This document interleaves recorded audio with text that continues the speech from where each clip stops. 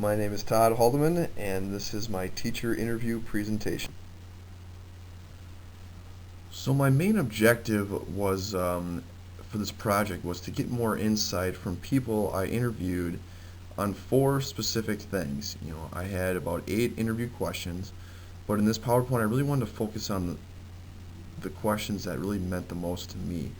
And four of these were relationships, handling conflict, best practices, and communication with parents. And I'll go more in depth when the questions come up in just a few slides. So questions that I asked during the interview was, what is the best way to get to know your student? What is the best way to communicate with parents? What is the best way to handle conflict with a parent? And what are beneficial resources that I could use going into my first year of teaching?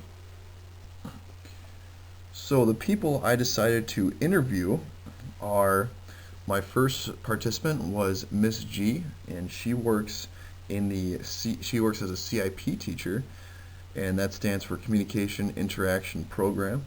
And basically what she specializes in is working with children with autism. And she has an LD license as well, and she has been a special education teacher for 11 years. And the reason why I chose to interview her because I've been working with her for the past 2 years. I'm currently a paraprofessional in her classroom, and she is greatly respected around the district, and is just a great teacher just to bounce information on. And she's just, whatever situation that arises in the classroom, she knows exactly what she needs to do to solve it and make sure the kids are having a good time in the classroom and always being successful. My second person was Mr. S, and he is another teacher that I chose to interview, and he works actually across the hall from me at the school that I work at, and he is an EBD teacher in a level 2 setting.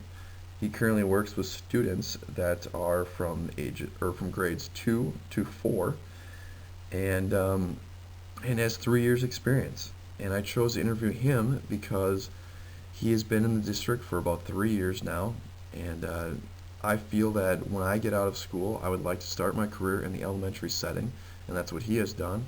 And I felt it would be a good way to maybe get some more information about what I need to know if I decide to work in an elementary setting my first year. And my last interviewee was Mr. D, and he is an SLD teacher, middle school teacher.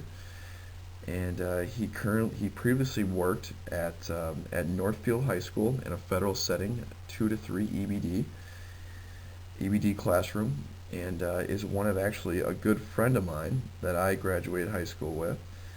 And he is very knowledgeable in special education and is just an overall great resource to have if I need a question answered.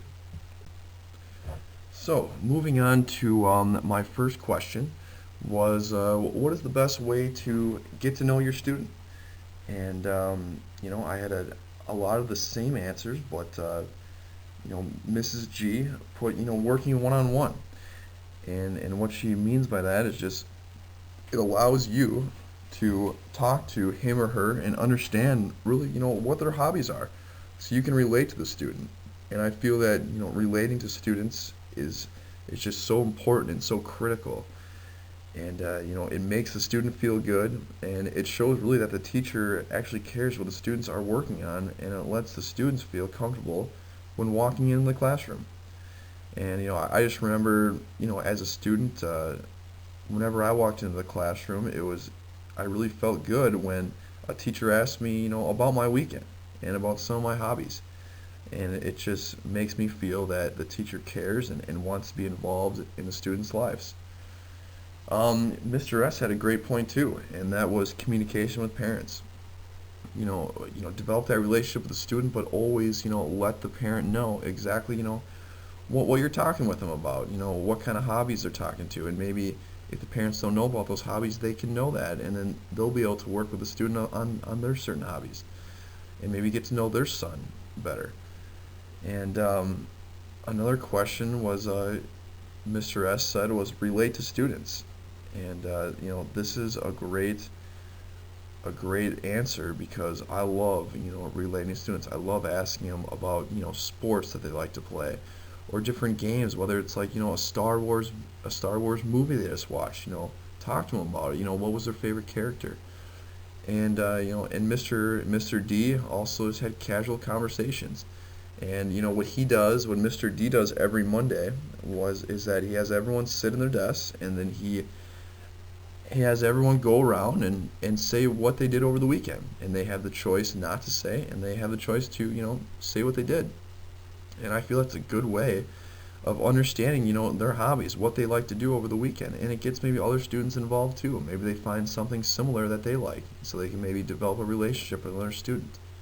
So all these were very good ways to get to know your student, which I will take in my first year teaching. So my next question is, what is the best way to communicate with parents?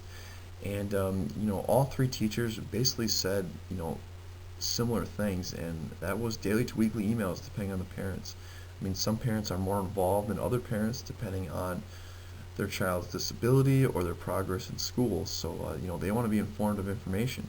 So, daily to weekly emails is very important to let them know the progress. And also a phone call home. If you're not getting emails sent back, then, try to call home, after school, or find a better time for them to, get a hold of you so you can talk to them about their son or daughter's progress. And also a good news phone call. This good news phone call can be used for, a student who had a great day, and they're able to call their parents and let them know how great their day was, and, different things that they did and how they were successful in them. So my third question is, what is the best way to handle conflict with a parent? And, this is a problem that's going to arise, and it's probably going to arise numerous times. And as a teacher, I need to be ready for this. And Kathy mentioned how parents feel that their son or daughter should be out in the mainstream classroom more often, and that's a tough thing to really take in, because it's hard for a parent to cope with their child being different than their mainstream counterparts, and really are sometimes in denial of their child's disability or the extent of their disability. And really some parents just don't want to realize that their son or daughter has a disability. And Nate says that this is the most important thing for a parent to understand. Once the parent fully understands the disability, we can work towards a realistic goal for the student to succeed. And Mr. D, obviously agrees with that, and he stresses the importance of communicating with parents every week to let them know their son or daughter's progress. Well, my last question that I want to talk about, what are some beneficial resources that I could use going into my first year teaching? And Miss G recommended Michelle Garcia, and what she is that she provides great insight for students with autism. She provides great examples with social thinking in the classroom, such as students using a thinking bubble to help them discriminate between what they should think and what they should say. And it's a great resource for me to look up. I know she has different conventions that comes in yearly. So another thing is to keep balance in your life. She also mentioned it's so important just to have balance in your life, because if you don't have balance, this is where burnout happens, and that means by keeping work at work. At times this job is a very stressful one, and when a stressful time arises, you just take it day by day and always leave it at work. And a third thing that Miss G said was focus on one specific thing and get better at that one thing. Maybe in the beginning of the year, look at, I'm going to get better at teaching math, and work on that every single day and teach math better. And the last one is just have a great sense of humor. Have a fun time in class. Make them know that you're enjoying what you're doing, and so they can enjoy what they're doing when they're in the classroom.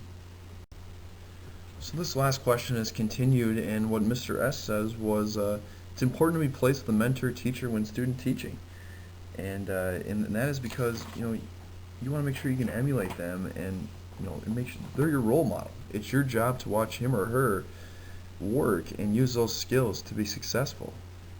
Learning is an important part for teachers as it is for students, and we learn every day when walking into the classroom. He's always stressing the importance to finding ways to get better. And Mr. D says staff member relationships. Spending time with staff members is important as you want to be in a good working environment. You want to be able to feed off each other and never have to be afraid of asking a question that you may not know. And making sure your paperwork is in order.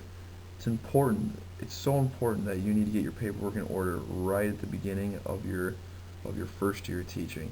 And this is one thing that I'm a little worried about. I feel I could get possibly stressed with deadlines for IEPs and making sure that I have the correct data in the paperwork. And again, this is where having a good relationship with your coworkers helps out, because you can ask for their input. And lastly, do what you say you'll do. And Mr. D meant this by always completing what you have intended to accomplish. Go into a day and find one thing that you'll succeed in and actually do it. So, what did I learn from this interview project? And basically, I feel that teachers need to communicate better with parents. It should be mandatory to always contact parents at least once a week about their child's progress. Some practice that I feel would make learning in school life easier is just making sure the teacher has a great sense of humor. And use that in building relationships with students. I think that is a strength of mine, and I use humor every day to relate with students in a respectful way. This makes them want to come to school rather than dreading walking into those doors every day. So have fun with them, but make sure they know that you are here because you want them to succeed, and stay true to it. And really, again, relationships, develop that relationship, and definitely work hard, stay balanced, and love what you do. And want and know that your students can succeed, and do everything possible to make that a reality. If you have any questions about my presentation, please feel free to email me at tjhaldy@yahoo.com. Thank you very much, and this is the end of my teacher interview project.